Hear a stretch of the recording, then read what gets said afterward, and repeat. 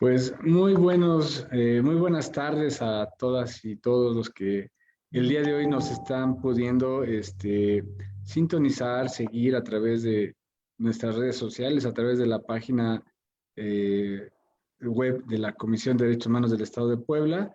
Pues sean bienvenidas y bienvenidos a esta nueva sesión en la cual pues vamos a tener una plática muy interesante acerca del proceso de intervención en materia de trata de personas por la finalidad de explotación sexual.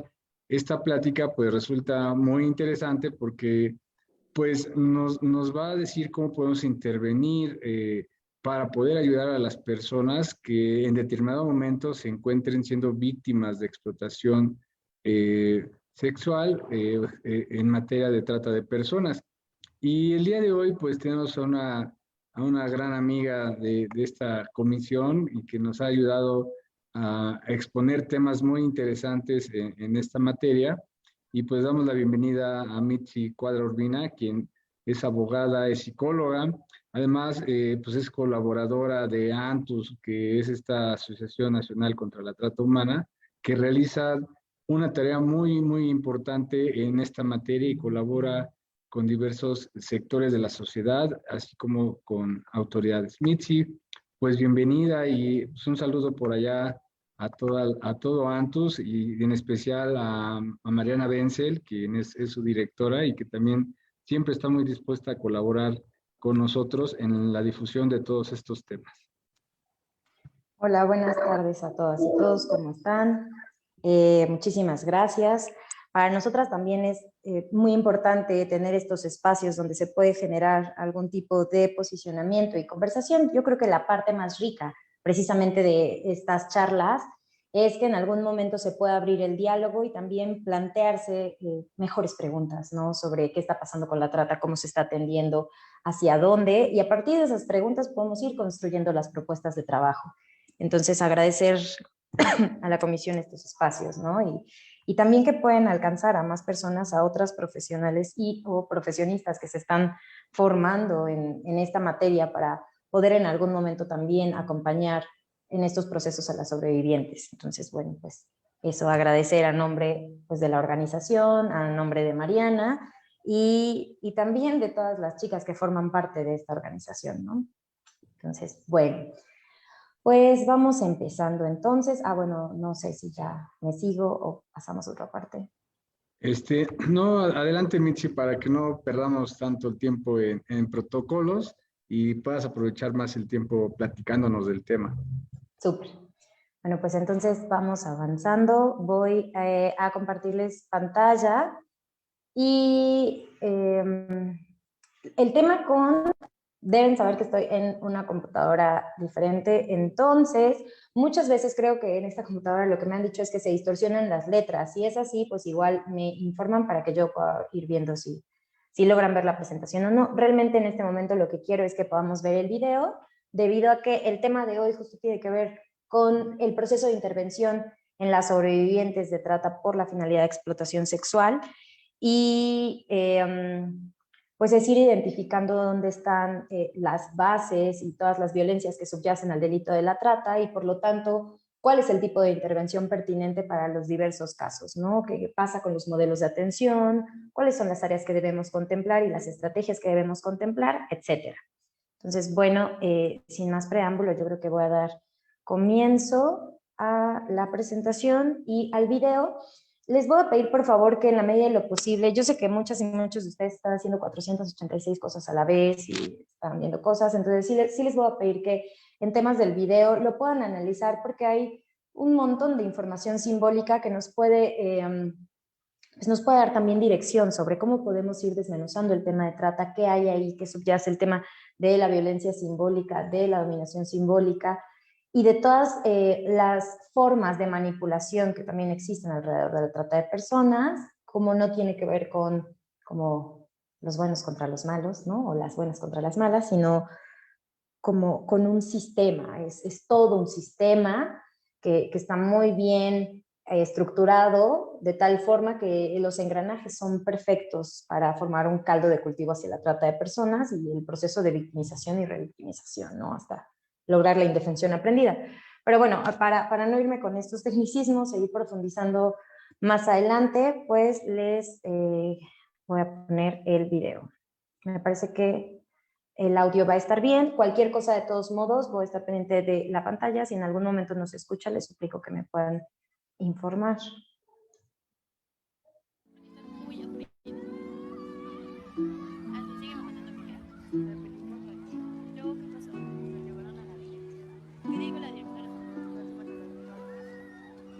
Sí se escucha, ¿verdad?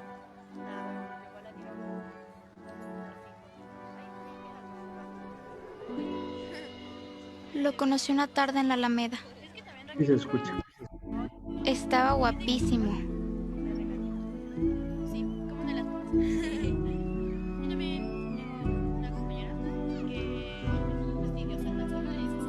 Me encantó.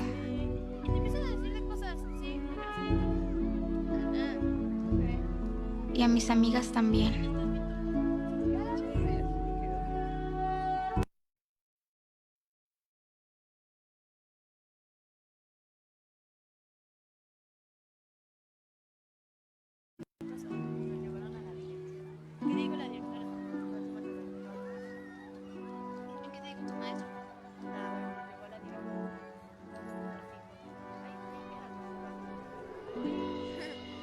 Lo conocí una tarde en la Alameda. Estaba guapísimo.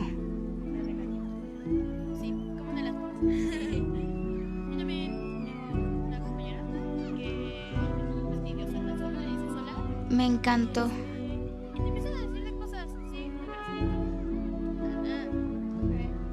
Y a mis amigas también.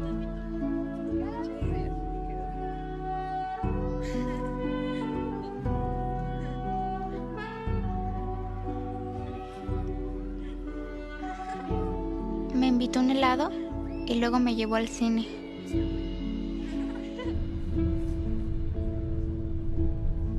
A mí me maltrataban mucho en mi casa y mis hermanos me decían que yo no era de la familia.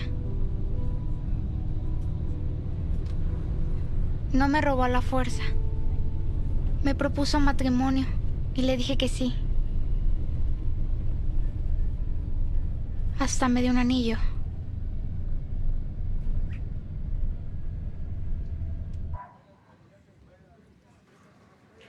Lo que Dios une, que el hombre no lo pueda separar. Amén. Puedes besar a la novia.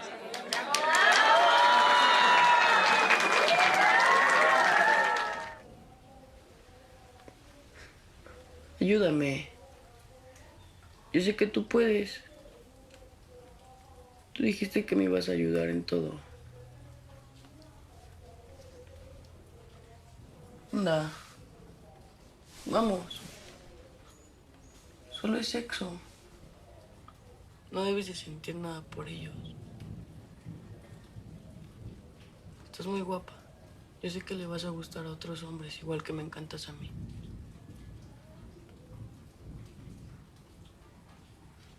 ¿Cómo ves?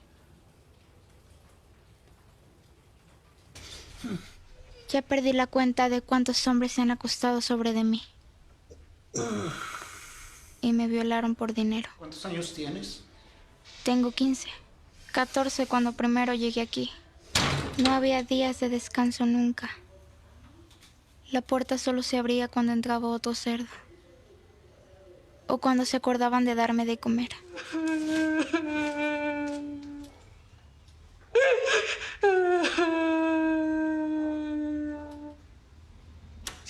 Aguántame tantito. Espérame, ahorita. La mamá de Sam también ayudaba para que me tuvieran ahí.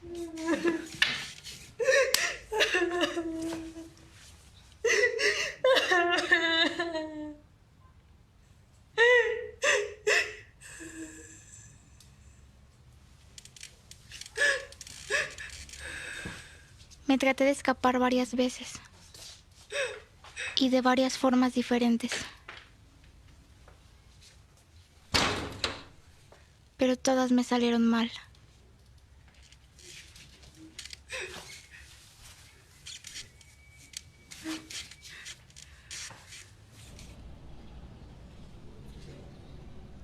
Ya todo me daba igual.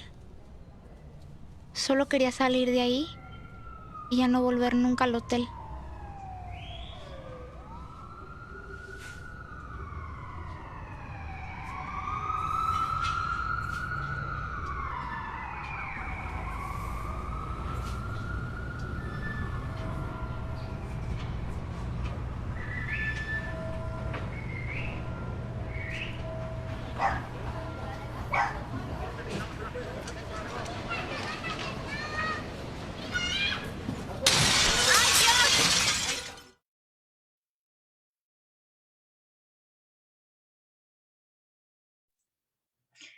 Bueno, el tema de el video, ¿no? Y mostrar como el proceso por el cual son enganchadas y también por el cual son victimizadas, tiene la finalidad de darnos una aproximación al panorama real, es decir, está como todo el proceso de captación.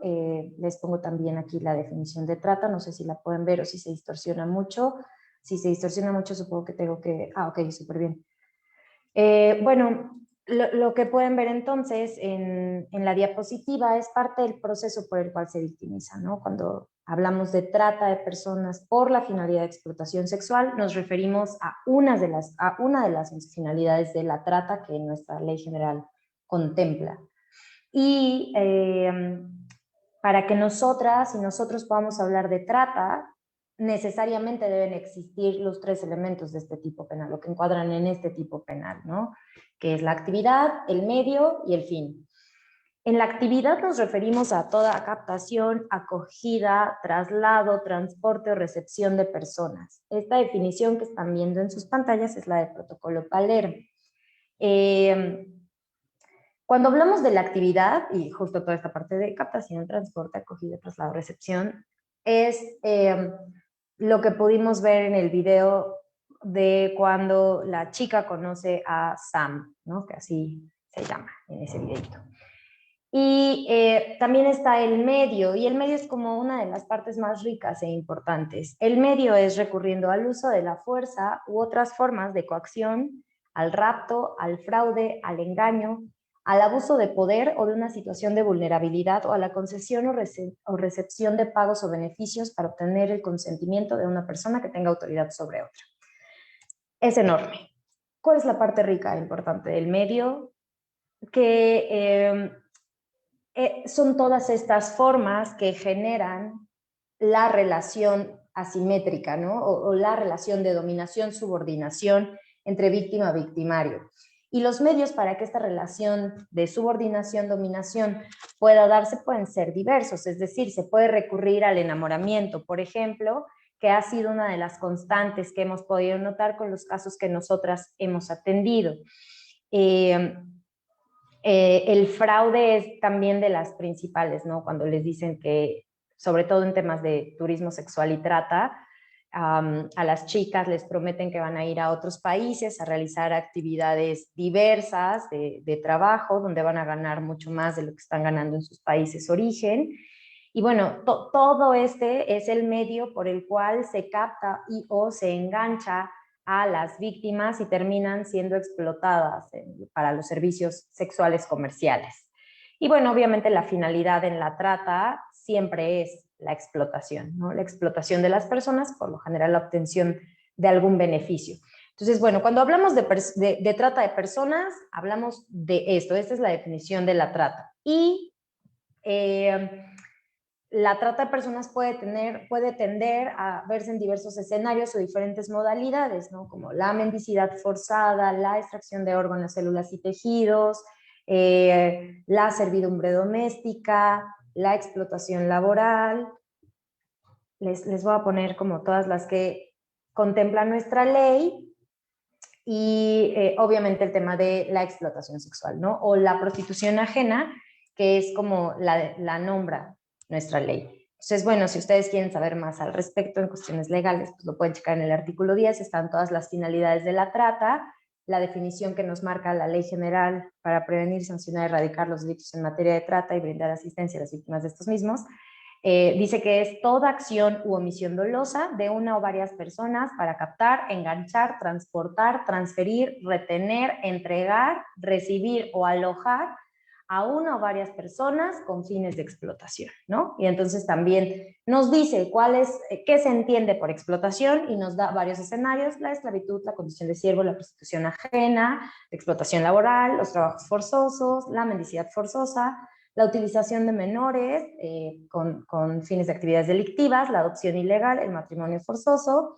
tráfico de órganos, células y tejidos, y la experimentación biomédica ilícita en seres humanos, ¿no? Estas son todas las finalidades que contempla nuestra ley, y el día de hoy nos vamos a basar también en el perfil de una de estas modalidades, porque también es cierto que cuando hablamos de trata de personas, tendríamos que identificar cuáles son los perfiles de las víctimas en cuestiones generales. No hay un perfil universal, único ni perfecto, pero en cuestiones generales que atienden a cada una de las finalidades, y por tanto también entender que el tratamiento o la intervención que se hace con cada uno de estos es distinta. Y cuando hablamos de la trata por fines de explotación sexual, nos referimos también a ciertas personas con ciertas características. ¿Como cuáles? Bueno, pues hay que entender que, por ejemplo, en México más del 86% de las víctimas de trata son mujeres, ¿no? Bueno, mujeres, niñas y adolescentes. Entonces, este corte de género no puede sesgarnos, ¿no? Difícilmente podríamos decir que la trata es neutral en cuanto al género. Bueno, más que difícilmente, sería incorrecto decir que la trata es neutral en cuanto al género, porque no lo es, atendiendo al menos a los números. Y más del 76%, me parece, 74 o 76, es por la finalidad de explotación sexual. Entonces, vamos yendo de lo general a lo particular en temas de las características de las víctimas. Y en estas generalidades, pues resulta que la mayoría de las víctimas explotadas sexualmente en nuestro país, pues son mujeres. México ocupa el 5º lugar a nivel mundial en trata y tráfico de personas, y somos el primero en difusión de material pornográfico con niños, niñas y adolescentes. Esto también es muy importante porque ahora mismo, pues en un post-pandemia, también estamos ubicando e identificando cuáles están siendo estas diferencias sustanciales en el tema del enganche, ¿no? Hace un rato yo les comenté que la gran mayoría de las víctimas que nosotras hemos ido atendiendo han sido enganchadas mediante el enamoramiento, y es de lo principal. Lo que hemos visto a partir de la pandemia es que también esta apertura a los medios digitales, el internet sin candados, el teletrabajo y todo lo que hay alrededor de los medios digitales, también abrió otras puertas desconocidas, ¿no? O no tan conocidas con anterioridad. Y hay juegos en línea, aplicaciones que pues también son una ventana en temas de grooming, por ejemplo. Entonces hay una línea delgada que nos está conectando a temas de violencia digital, trata de personas, grooming, ¿no? Y otros delitos que en algún momento llegan a este punto de encuentro que ahora empezamos a descubrir, y que también empezamos a estudiar, a evaluar cuál es la mecánica para poder generar estrategias de prevención. Pero bueno, situándonos en el tema de la mayoría de las personas víctimas son mujeres, y son mujeres en edades reproductivas, o sea, son mujeres jóvenes. Y la gran mayoría, al menos hasta el momento que tenemos documentado, ha sido enganchada por medio del amor romántico. Ha sido captada por las redes sociales. También quiero comentarles, no quiero compartirles, que la gran mayoría, por ejemplo, de las usuarias que nosotras tenemos, contactaron o conocieron a los tratantes por medio de las redes sociales, y posteriormente el método de enganche, el método justo de manipulación emocional, tuvo que ver con pues el montaje de los mitos en el amor romántico y cómo se vive el amor desde las mujeres, ¿no? ¿Por qué es importante saber eso? Bueno, pues porque el proceso de intervención tiene que contemplar cuál es la base que da estructura, o que permite la estructura, que sostiene esta estructura en la dominación de los tratantes y las mujeres, ¿no? De esta relación asimétrica de dominación-subordinación.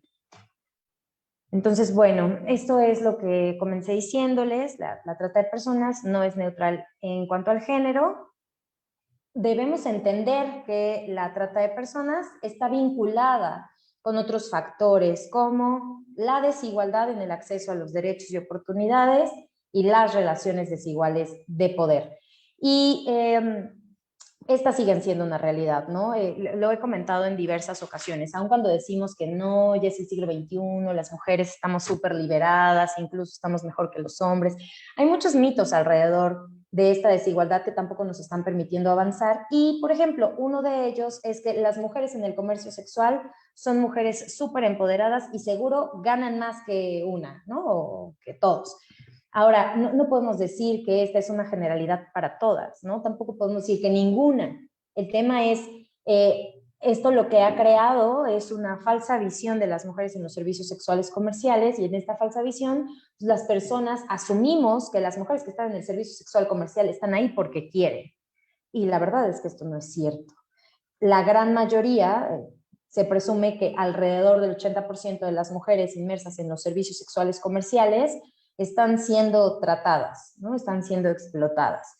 Y realmente, insisto, el tema de la desigualdad o la igualdad en el discurso y la desigualdad en la realidad no nos está permitiendo avanzar, porque muchos de los prejuicios que tenemos, muchas de las ideas, son lo que reproducimos en el discurso cotidiano y también en el posicionamiento, ¿no? Decimos, bueno, pues las mujeres que están en prostitución están ahí porque quieren, pues algunas, no todas, y también cuando decimos pues, que están ahí porque quieren, pues habría que pensarnos desde dónde quieren, ¿no? Desde dónde desean. Si el tema es la violencia estructural y esta desigualdad económica, educativa, de espacios sociales, entonces realmente no es como que esté eligiendo mucho desde la libertad, ¿no? Y esto es importante precisamente para plantearnos cuáles van a ser entonces las estrategias que como instituciones encargadas de velar por la atención de estas sobrevivientes,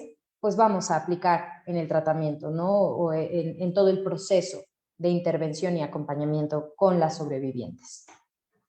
Muy bien.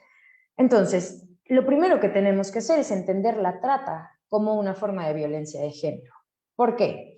Bueno, porque en la medida en la que nosotras entendamos, bueno, nosotras y las sobrevivientes, empecemos a entender la trata como una forma de violencia de género, vamos a poder también trabajar en esas violencias que están subyacentes a la trata. Es decir, la trata no se va a combatir como desde la trata en sí, sino desde las raíces que sostienen a la trata. Y en el caso de las sobrevivientes, bueno, les decía, si la gran mayoría ha sido enganchadas por temas de amor romántico, entonces tendríamos que plantearnos cómo van a pasar por dos procesos fundamentales. Uno es el de desenganche emocional, es decir, es un proceso detox, ¿no? De separarme del tratante de las relaciones dependientes y o codependientes, generalmente en el caso de las relaciones con los tratantes, más que codependientes, a diferencia de la violencia familiar o doméstica, es dependencia, más que codependencia. Para las y los psicólogos, bueno, pues lo tendrán muy claro, si no todos somos psicólogas y psicólogos, ahorita explico un poco de la diferencia en estos procesos, y por eso es que no todas las personas, o sea, cuando decimos, bueno, buscamos un especialista en violencia, y es lo mismo, o sea, si has trabajado con víctimas de violencia, entonces las víctimas de trata te van a ser un proceso súper conocido. La verdad es que no es así. Las sobrevivientes de trata tienen perfiles psicológicos un poco distintos y los procesos de enganche también han sido distintos, ¿no? Generalmente las víctimas de trata son dependientes, generalmente las víctimas de violencia son codependientes. Y esto cambia la perspectiva, el proceso de intervención es distinto, la forma de entrevistar es distinta, y si yo quiero obtener información importante, en el caso de las y los ministerios públicos que llevan estos asuntos, también tiene que ser distinta, porque mi aproximación con la sobreviviente tiene que abrirme puertas en vez de cerrarlas. Si yo equivoco las preguntas, no voy a recibir la información que realmente estoy buscando. Por eso es importante conocer el perfil de la víctima y también identificar cuáles son estos procesos de intervención. Entonces, el primero es ese, o sea, estos dos procesos son uno, el desenganche emocional, y dos, el proceso de deconstrucción, ¿no? Y el proceso de deconstrucción, pues es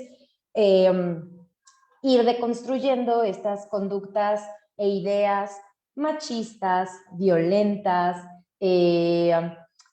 patriarcales, ¿no? Donde yo dependo de un otro, y por eso es que también el acompañamiento para casos de sobrevivientes de trata tiene que ser diferente, ¿no? Muchas veces hacemos alusión a los programas de asistencia. El problema es que si estos procesos son asistencialistas, entonces estamos reproduciendo también pues, el sistema patriarcal en la vida de las usuarias, y así no va a funcionar, ¿no? ¿En qué momento vamos a lograr desarticular esas piezas? Pues en ninguno. Entender que la trata tiene un corte de género nos va a hacer posicionarnos también en pensar en cuáles son las estrategias de intervención. Entonces, si ya entiendo que la trata no es neutral en cuanto al género, que la gran mayoría de las víctimas son mujeres, entonces tengo que empezar a pensar cuáles son las bases que sostienen a la trata. Ah, bueno, pues es la violencia de género, ¿no? Y entonces la violencia no es una, son las violencias, o bueno, la violencia con sus múltiples facetas, sus múltiples tipos y sus múltiples modalidades. La Ley General de Acceso a las Mujeres a una Vida Libre de Violencia determina cuáles son los tipos de violencia y nos va diciendo cuáles son los tipos que contempla y también cuáles son las modalidades, y es muy similar a lo que les estoy poniendo aquí, ¿no? El tema de los sistemas. Es que la violencia no solo está en nuestras cabezas, ni en las cabezas de las usuarias, está en todas partes, ¿no? Tenemos la parte individual. Primero hay que entender qué pasa con esa víctima, cuál es la personalidad, cuál es el temperamento, cuáles son esas características propias, ¿no? de la víctima, y también la historia propia de la víctima, ¿no? En esta parte, el trabajo, por ejemplo, de las y los antropólogos es súper importante, de las y los sociólogos es súper importante, porque lo que nos va a dar es como un código de lo que ha pasado esta sobreviviente en todos estos sistemas que permean en su vida, ¿no? Es decir, ella tiene unas características propias y aparte resulta que viene de un sistema también familiar, ¿no? Como lo que comenzábamos viendo en el video.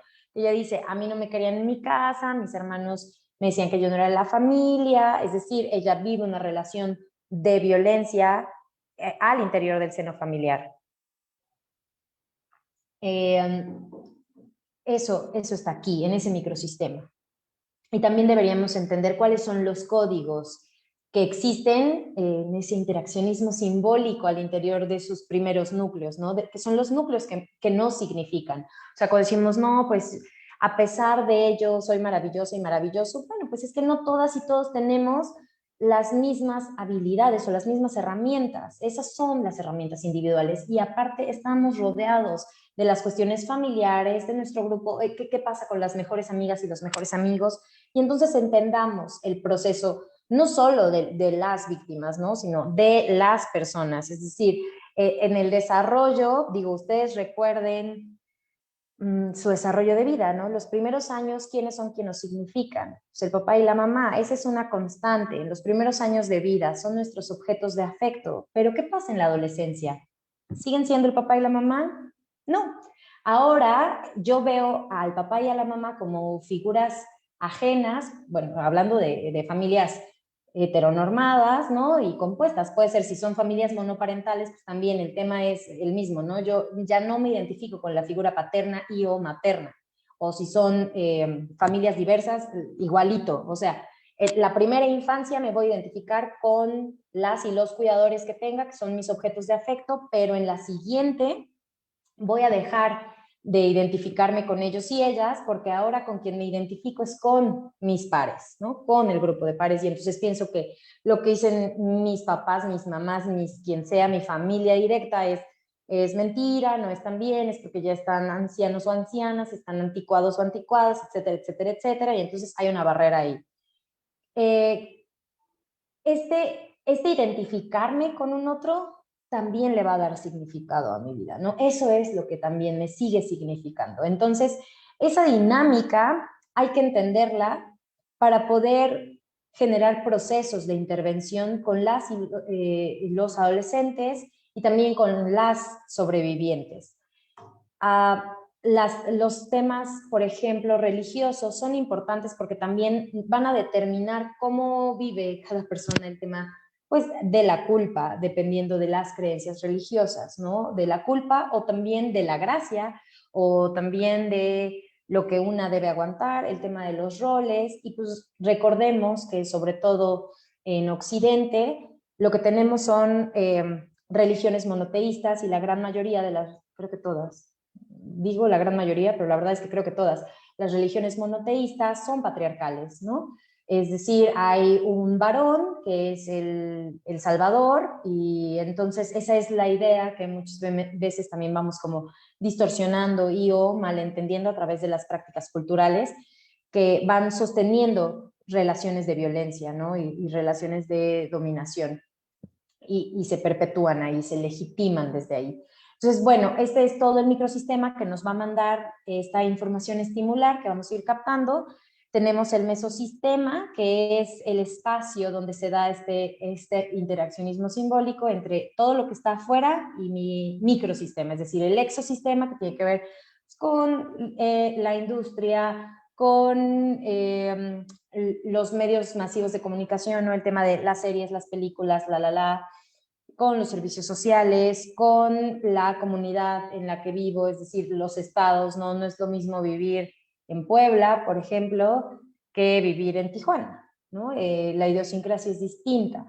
¿Por qué? Bueno, pues porque las prácticas culturales alrededor de nuestra población son distintas. Entonces, todo esto, todo lo que les estoy diciendo, son elementos que se deben tomar en cuenta para generar procesos de intervención desde el conocimiento situado. Eso, esa palabrita, pues grábensela. Los procesos de intervención con las sobrevivientes tienen que hacerse desde el conocimiento situado, es decir, yo debo captar cuál es el medio del que proviene, los procesos que ellas han pasado y tener información suficiente y profunda para identificar cuál va a ser mi trabajo con la usuaria. Y comencé, bueno, no comencé, hace un rato les decía, ¿qué pasa con los procesos de asistencia? Bueno, pues que son procesos patriarcales si siempre nos quedamos en la asistencia, ¿no? Entonces, lo que nosotros hemos visto en la organización es que no queremos seguir reproduciendo los patrones asistencialistas para no reproducir tampoco el tema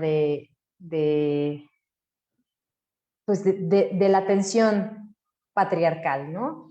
Y por tanto, es decir, yo no soy este padre que te dice que está bien, que no, y cuándo te chancla y cuándo no, y hacia dónde tienes que caminar, es decir, la sujeta sabe, ¿no? Entonces hay que regresarle el tema de agencia y por tanto los modelos de intervención, más que directivos, tendrían que ser de acompañamiento. Ahora, hay pasos, no puedes empezar con procesos de acompañamiento, por supuesto que tu paso 1 sí tiene que ser de asistencia.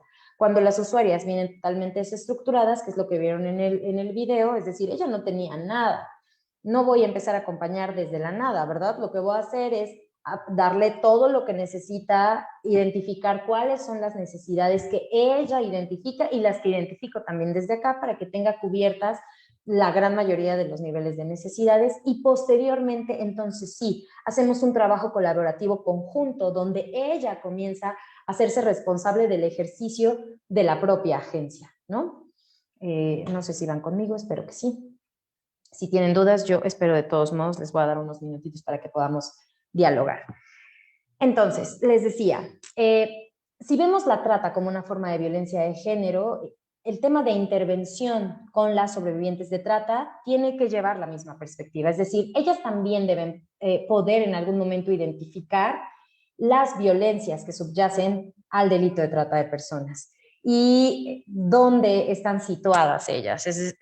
Podríamos decir que así como el violentómetro es una herramienta útil en entornos escolares,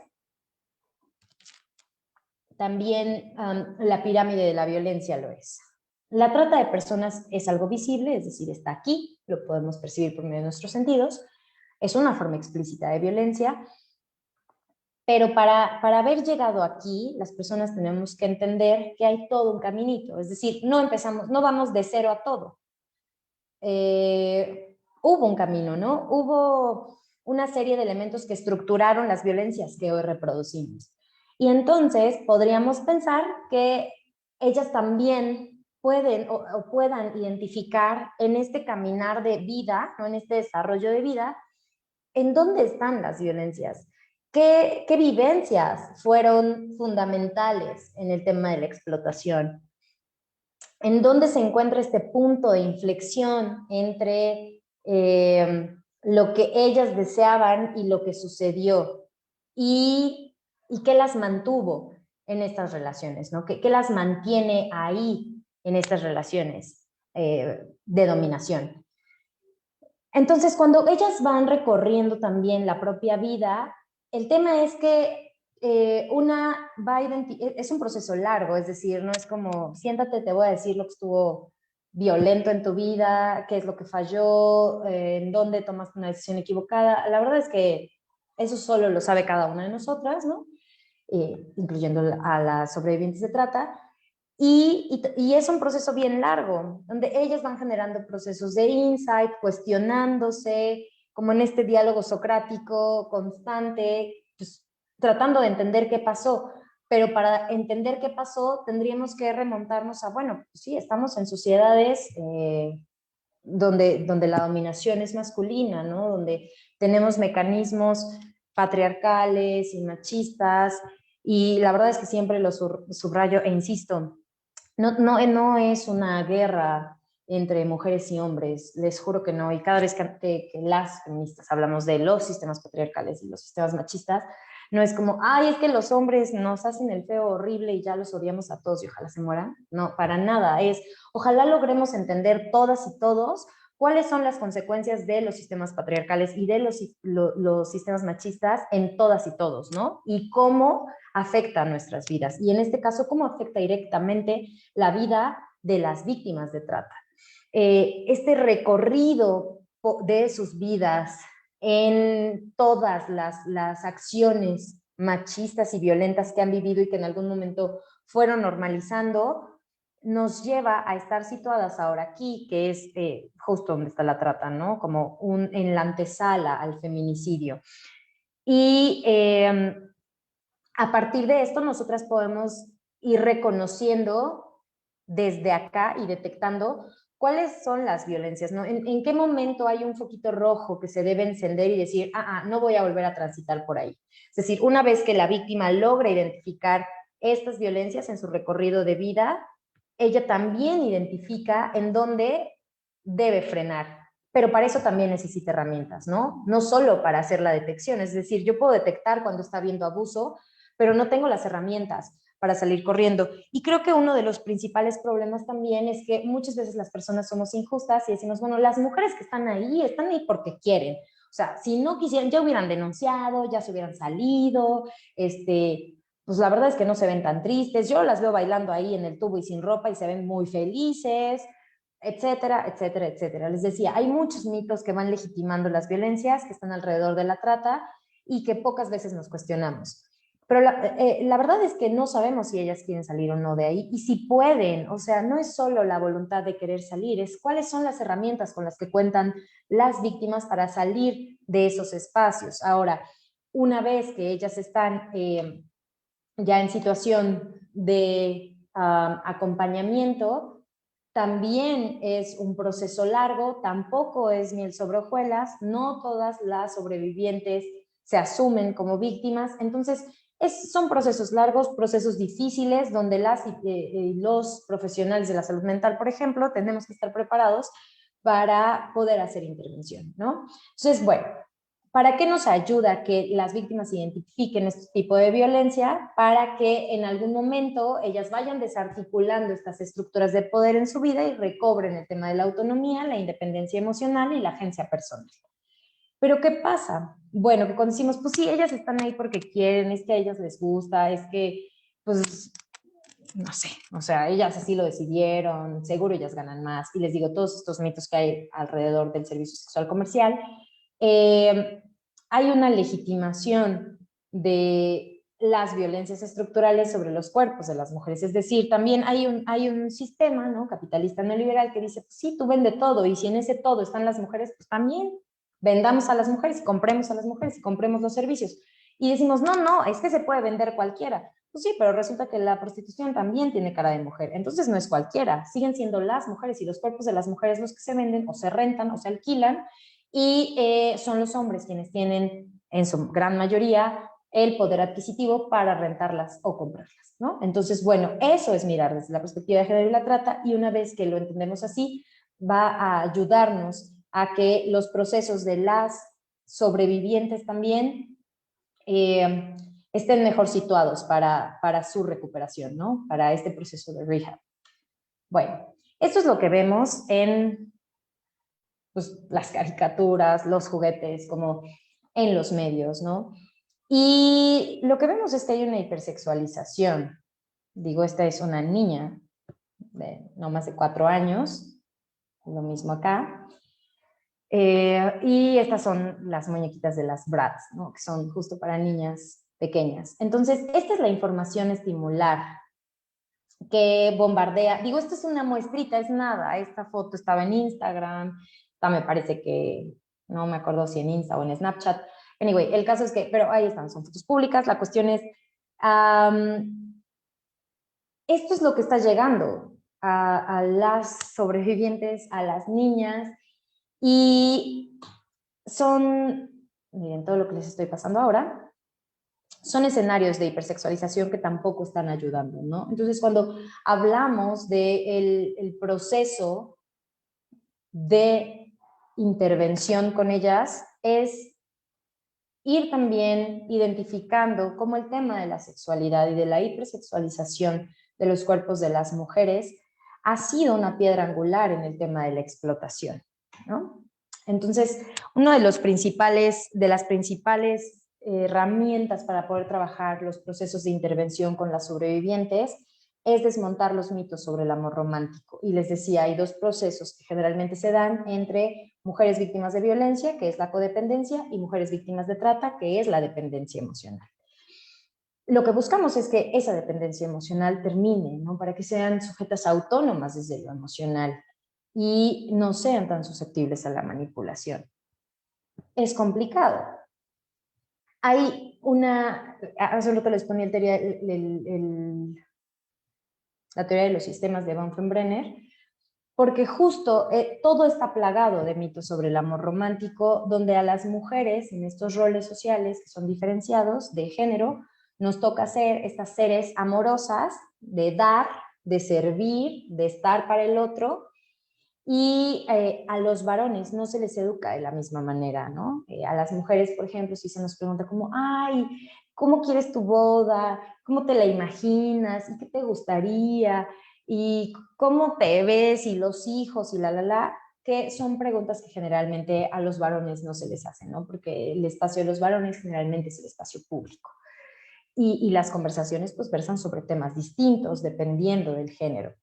Por tanto, el tema del desmontaje de los mitos sobre el amor romántico es fundamental en los procesos de intervención con las sobrevivientes. Es decir, de lo vas a dar todo por amor, el amor todo lo puede, el amor verdadero es predestinado, esto de el hilo rojo, ¿no?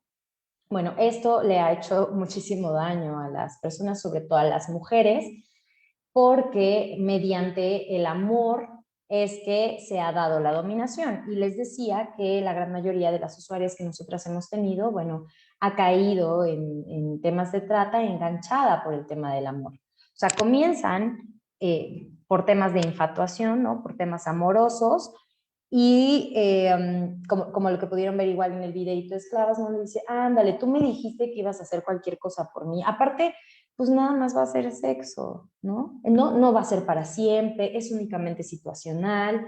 Entonces el tema del sacrificio, ¿no? De las mujeres lo vamos a hacer todo por amor y lo damos todo y no sé qué, que es parte de los mitos en el amor romántico, pues es como se enciende, como si tuviera botoncito de on, y entonces las chicas terminan tomando la decisión de acceder. Y la verdad es que no hay retorno, ¿no? Entonces, uno de los principales procesos que ellas deben atravesar en temas de intervención es el desmontaje de estos mitos. ¿Qué pasa? Bueno, que tenemos igual todo un sistema, ¿no? En medios masivos de comunicación, las películas, la novela rosa, las series. Antes decíamos, ay, no, sí, es que las novelas son horribles. Bueno, las series no son tan distintas, ¿no? Solo que ahora hay como están hipersexualizados y hay consumo de drogas todo el tiempo, pero de ahí en fuera pues no hay nada tan diferente. Ahora, ¿qué pasa? Bueno, también tenemos una legitimación de la dominación por medio de la publicidad de otros productos.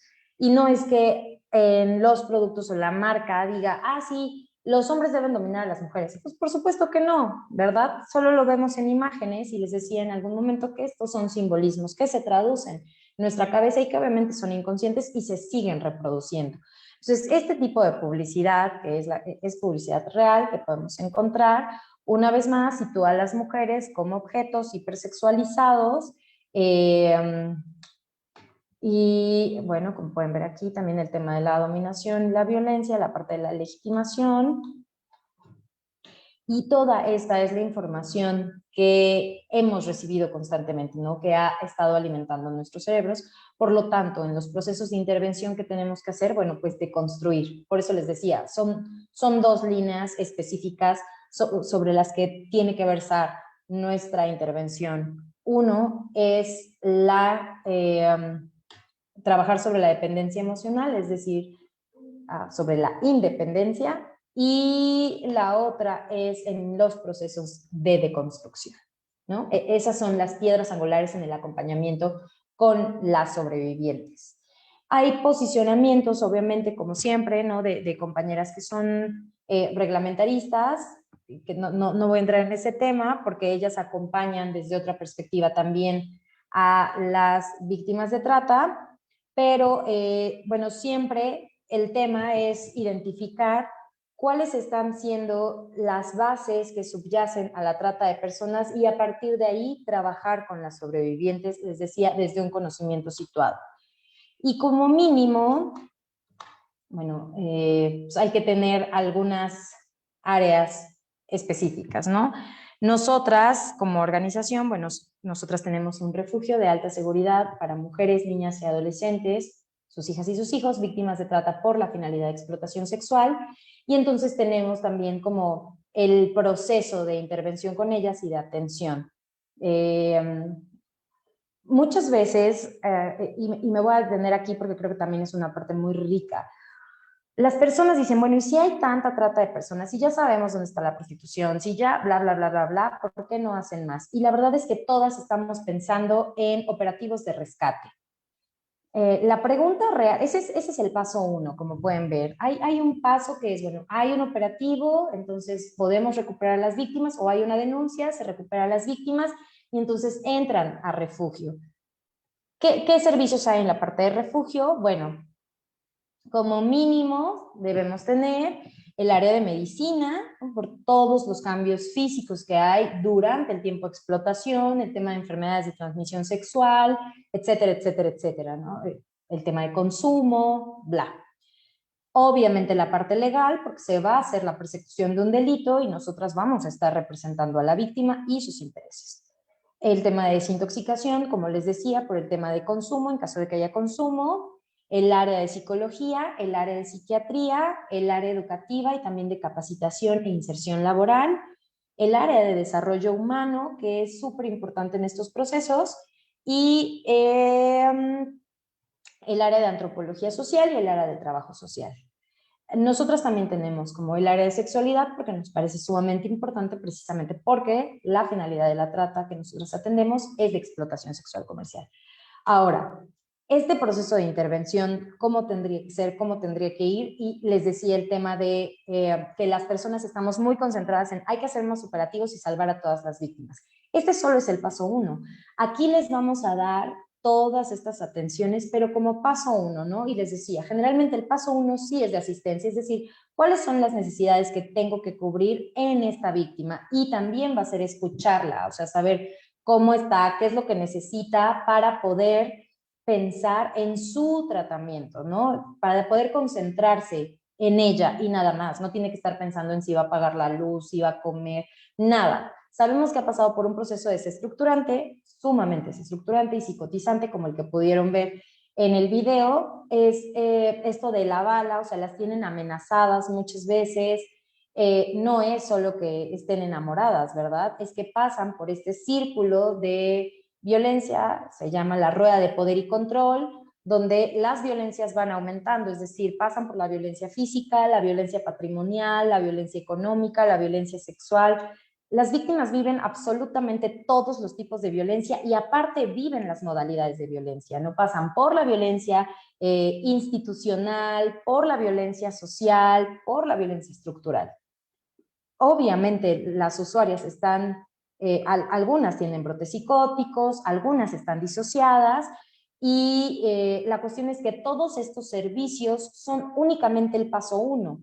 Pero si nosotros decimos, hay que rescatar a todas las víctimas y poner 500 refugios, el problema no son solo los refugios o los espacios donde les vamos a dar el paso 1, que es la asistencia, sino el siguiente paso, que es acompañar, ¿no? ¿Hacia dónde?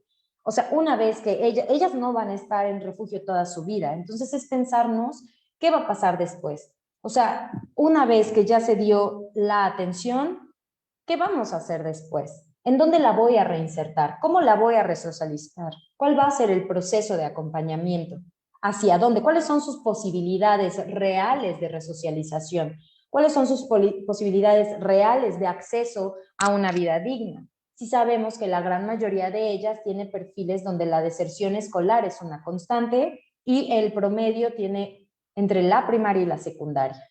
Eso no quiere decir que todas, sino al menos les comparto las que nosotras hemos recibido y las que están en el informe de la CNDH. Entonces, bueno, pensar en estos perfiles y pensar también en cómo se interviene con ellas nos puede dar la pauta para repensarnos también el tema de la intervención, no solo como el paso 1, es decir, no solo como el tema de asistencia, sino también en el tema de resocialización. Y la otra, les comentaba, pues las víctimas también son muy distintas a otros perfiles, porque precisamente el proceso de victimización en muchas de ellas ha hecho que ellas piensen que no son víctimas, ¿no? Que ellas, este discurso de ellas están ahí porque quieren, lo hemos repetido tanto que ellas también terminan creyéndose, dicen, bueno, pues sí, estoy aquí porque quiero. Una víctima de trata tarda en darse cuenta de esto de entre 3 a 7 meses ya en proceso de intervención. Es un montón, ¿no? A diferencia de las víctimas, por ejemplo, de violencia, que también algunas tardan, o las de secuestro, que lo tienen a veces muy claro. Entonces, el proceso de intervención va a ser distinto en el tema de trata, les decía, y muy específico, con las áreas como mínimo que les mencioné con anterioridad. Ahora, eso les decía que es únicamente en el paso 1, pero debemos tener en mente también el paso 2.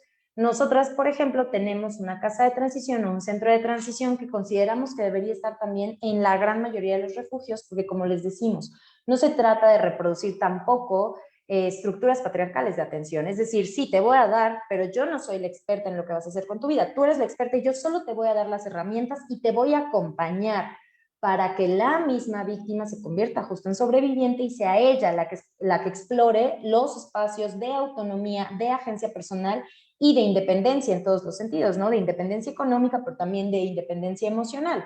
Entonces, para esto sirven los pasos 2, por así decirlo, el paso de acompañamiento. Por eso es que no se recomienda que para las víctimas los modelos de atención sean únicamente de asistencia, sino de acompañamiento, ¿no? Para el tema de la corresponsabilidad y porque les decía, el perfil generalmente de las víctimas de trata es un perfil dependiente. No buscamos quitarle el tratante para que ahora se haga dependiente de quien sea, ¿no? La institución que sea que le acompañe. Buscamos convertirnos en acompañantes, en soportes, pero igual desde una idea mucho de sororidad y respeto, no desde igual asimetría donde yo te doy porque tú no puedes. Y esos son los procesos de intervención que se deben incentivar con las sobrevivientes de trata por la finalidad de explotación sexual, ¿no? Bueno, esto, ¿qué hacen los centros de transición o los pasos 2 o de acompañamiento? Bueno, reducen más o menos en un 90% las posibilidades de recaer en situaciones de violencia. Por eso es que es tan importante que cuando se piense en intervención con víctimas, se piense en estos pasos. En paso 1, que es asistencia, en paso 2, que es acompañamiento, y en paso 3, que es seguimiento en el empoderamiento, ¿no? Únicamente. Y bueno, ya para ir cerrando, ¿qué pasa con ellas? Con ellas manejamos el tema y la intervención se centra en la prevención terciaria, es decir, que quien ya ha sido víctima de trata no regrese a espacios de prostitución forzada, que cuente con las herramientas necesarias para no regresar a estas prácticas, ¿no? ¿Qué buscamos? Bueno, eso, todos los procesos de intervención empiezan, tenemos a una víctima que debe terminar siendo una sobreviviente, ¿no? Que terminan siendo unas sobrevivientes, es decir, pasan por todo un proceso, por todos los elementos que nosotras vamos a acompañarles a desarrollar, y una vez que ellas tienen todas las herramientas o las herramientas necesarias para ser resocializadas, para reinsertarse a la vida común, entonces pues ellas comienzan a generar sus propios procesos de independencia y autonomía, ¿no? Entonces, bueno, por mi parte eso es todo, espero que haya sido clara y no sé si haya por ahí alguna duda o algún comentario. Juro que me di toda la prisa que pude. Pues, Mitzi, muchísimas gracias por esta información. La verdad es que es muy clara y muy precisa. Y sí, tenemos dos comentarios. El primero es de Scarlett Torres, que nos pregunta o te dice que si puedes volver a repetir el nombre del protocolo que mencionaste al inicio, por favor. Ay, no sé cuál protocolo. Las leyes, bueno, puedo mencionarles protocolos de atención, más que protocolos es un modelo. El modelo es del Instituto Nacional de las Mujeres o del INMujeres y es un modelo para atención a víctimas, a mujeres, niñas y adolescentes víctimas de violencia, sus hijos y sus hijas. Ese es un modelo base donde se desprenden todos los demás, y en el caso de trata también está la Ley General para prevenir, sancionar y erradicar los delitos en materia de trata y brindar asistencia a las víctimas de estos delitos. Entonces, bueno, esas son las leyes que están pues, ahí, ¿no? En caso de que sean los datos, están los diagnósticos que son los que mencioné. Uno es de UNODC, el otro es de la Comisión Nacional de Derechos Humanos, donde están los perfiles de las víctimas. Y si lo que quieren es protocolo, también hay protocolo, y hay varios. Hay protocolos por estados. En el caso de Puebla, el último que se trabajó fue con OIM y las fiscalías, ¿no? Y está, bueno, y la fiscalía. Y está el protocolo también para brindar atención, pero es para detección, identificación y asistencia en materia de trata de personas, y ese es del estado de Puebla. Ahí también lo pueden consultar. Ok, perfecto. Y bueno, también comentar del protocolo actualizado que ha hecho la Fiscalía, como señalas, que es el protocolo actualizado para proteger y asistir a las víctimas de trata de personas en el estado de Puebla, aunque ese protocolo es más para las dependencias. Lo que yo también estoy observando es que hay algunos maestros que nos están siguiendo y algunas personas de otras dependencias, y por cuestiones de protocolo, todas las dependencias ahora estamos obligadas a atender a víctimas que se nos presentan. Entonces sí que hay una obligación por parte de las dependencias de hacer protocolos internos. No quiere decir esto que todos seamos expertos en cómo asistir a una víctima de trata, pero sí tiene que haber un ABC de qué vamos a hacer como funcionarios públicos cuando una víctima se presente, ¿no? A lo mejor, aunque parezca muy simple, y a lo mejor Mitzi, no sé si me dé la razón o tenga algún comentario específico, pero aunque parezca muy simple y decir, pues cuando llega una víctima a mi dependencia, pues yo la dirijo, no sé, se me ocurre que lo primero que pueda pensar una persona en una escuela es al director o al jurídico, pero hasta en eso tiene que haber un ABC por el mismo choque traumático que la misma víctima puede traer, ¿no? Entonces, no nomás es decir, yo la voy a canalizar, sino lo primero que hay que hacer es la contención, y entonces tendrá que haber en la propia dependencia un protocolo de quién se va a encargar de hacer esa contención y quién se va a encargar de hacer no una canalización, sino un acompañamiento, ¿no? Porque una canalización es, a ver, te agarro y te envío con la fiscalía, ¿no? Pero por el tipo de víctimas, es más lo que se necesita es un acompañamiento. O no sé, tú qué opines, Mitzi, tú que, en tu expertise dentro de este tema. Claro, es que también habría que determinar qué clase de protocolos, dependiendo de qué dependencia y qué atención pueda dar, ¿no? También hay que identificar muy bien cuáles son nuestros alcances. Obviamente, en el caso de nosotras, bueno, nuestro objetivo es justo atender a las víctimas de trata y por tanto nuestro alcance va a ser ese, ¿no? Como brindar toda la atención y el proceso de intervención. Pero si soy una escuela, por ejemplo, mi alcance puede quedar en la detección o incluso en la identificación, ¿no? supongamos. Y por tanto, también tengo un protocolo que contempla esas limitaciones. O, por ejemplo, si soy terapeuta particular, también me puedo quedar en una fase que tampoco va a ser intervención ahí, ¿no? Porque también va a haber canalización. Entonces, va mucho a depender de cuáles son los alcances de nuestro quehacer cotidiano y o profesional. Y dependiendo de eso también se van creando protocolos que no pueden salirse ni de las leyes generales ni de los protocolos ya establecidos, por ejemplo, en este caso los estatales, ¿no? O sea, pueden tomar como base los estatales y saber ustedes como, lo que sea, ¿no? Como escuela, como empresa, como hospital, cómo va, o como clínica, mejor dicho, porque los hospitales también tienen protocolos como muy específicos, ¿cuáles son los lineamientos que ustedes van a seguir en caso de identificación de un posible caso de trata, ¿no? Si es mujer, si es niño, si es adolescente, si está embarazada, si está, o sea, lo que sea.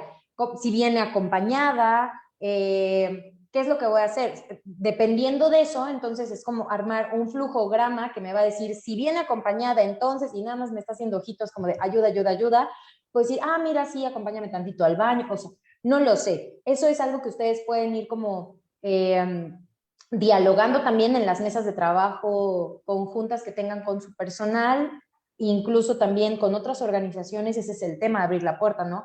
Pueden acercarse a derechos humanos para que les apoyen, pueden acercarse con nosotras. O sea, el tema es buscar también opciones que les permitan a ustedes plantearse esta serie de pasos de qué voy a hacer en caso de que suceda algo así en mi institución. Y a partir de ahí, bueno, sí, si está llorando, es que no puedo decir, bueno, chin, qué pena, llamen, ¿no? A la policía para que venga por ella.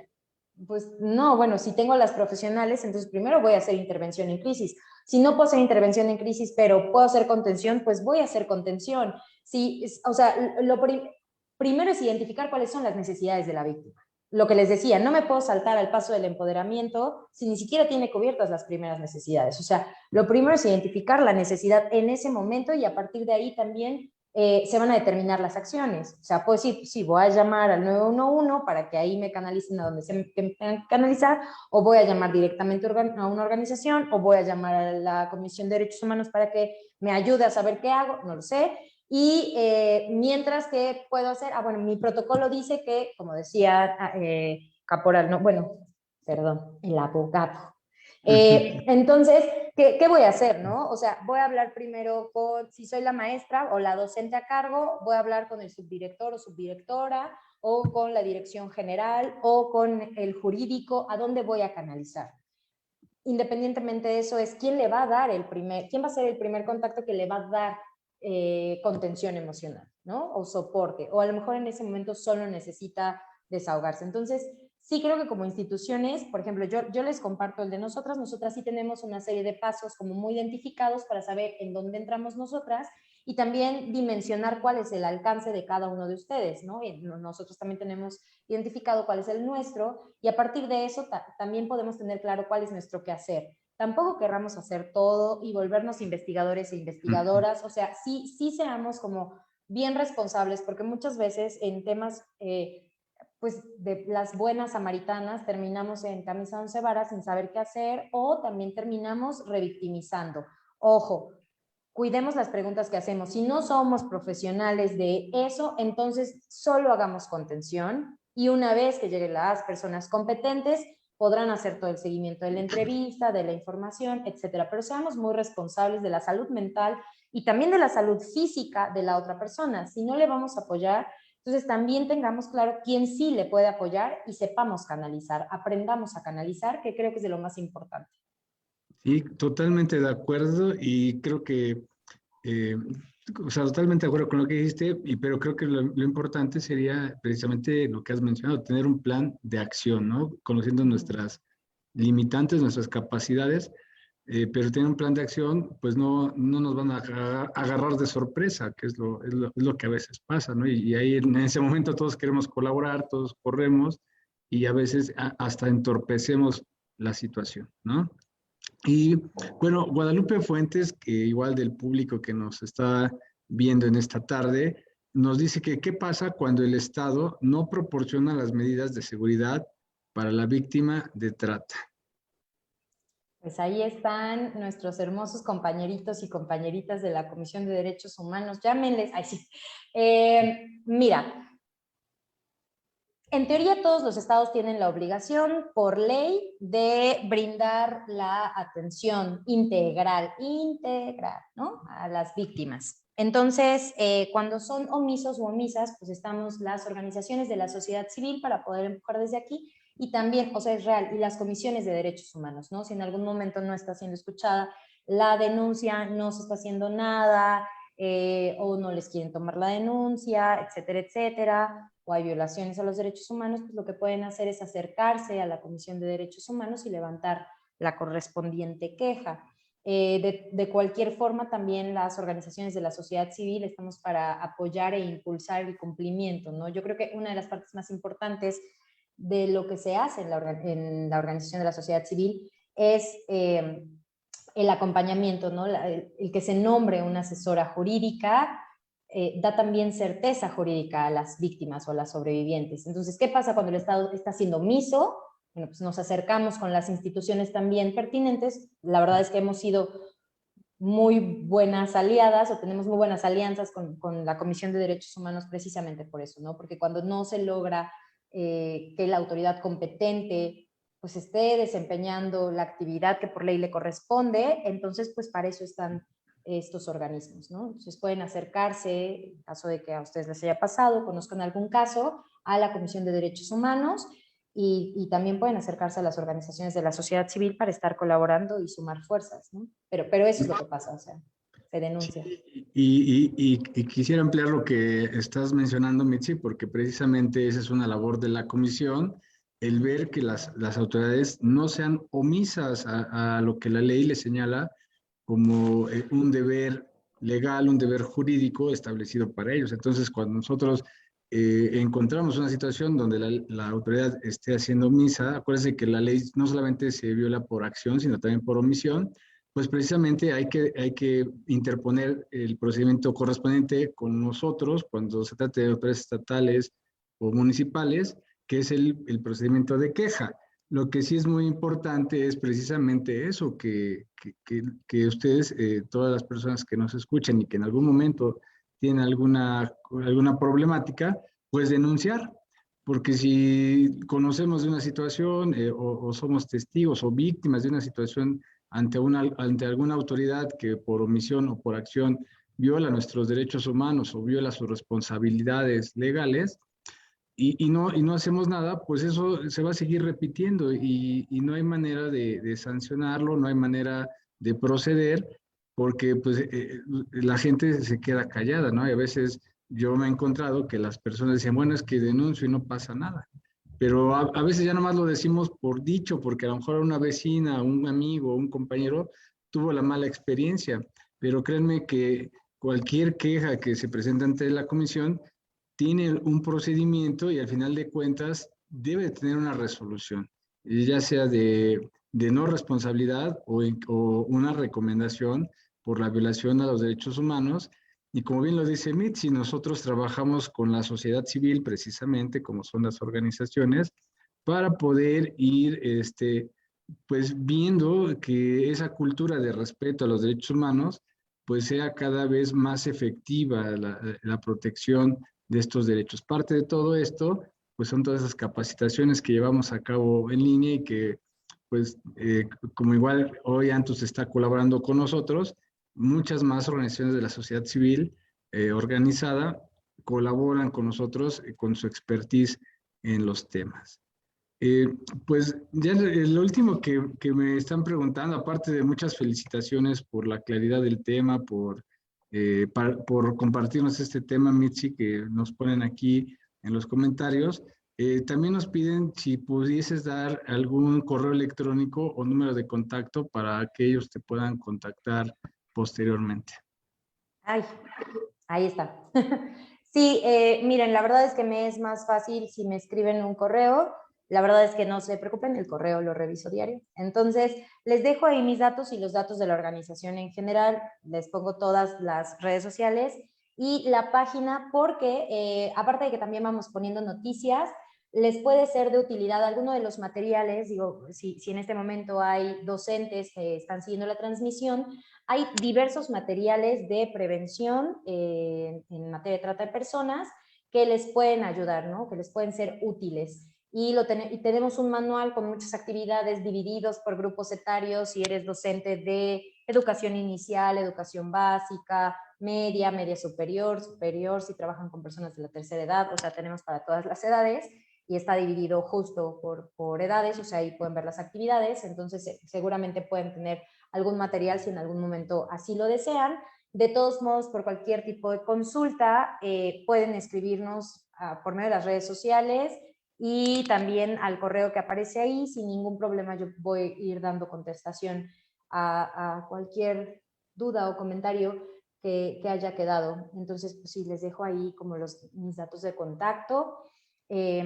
Y de todos modos, también pues, les quiero agradecer muchísimo por el tiempo, ¿no? Yo sé que esto es tiempo que ustedes están invirtiendo, espero haber sido clara. De todos modos, si hay dudas o quieren otros materiales o quisieran saber más sobre lo que, bueno, sobre lo que sea, ¿no? ¿Verdad? Porque tampoco soy experta, pero sobre lo que sea de lo que estuve hablando, y yo conozco el tema, podemos compartirles materiales. Digo, tenemos películas, documentales, libros, no solo sobre trata, ¿no? Sino también, por ejemplo, en temas de violencia en el noviazgo, el tema de la manipulación emocional, el desmontaje de los mitos sobre el amor romántico, de todos estos procesos de deconstrucción, no solo para las y los jóvenes, sino también para las personas que ya tienen otras edades, ¿no? Que están entre los 30, los 40, los 50 hacia adelante, ¿no? Que nos construimos en un mundo pues donde la violencia se legitimaba aún más o se invisibilizaba más.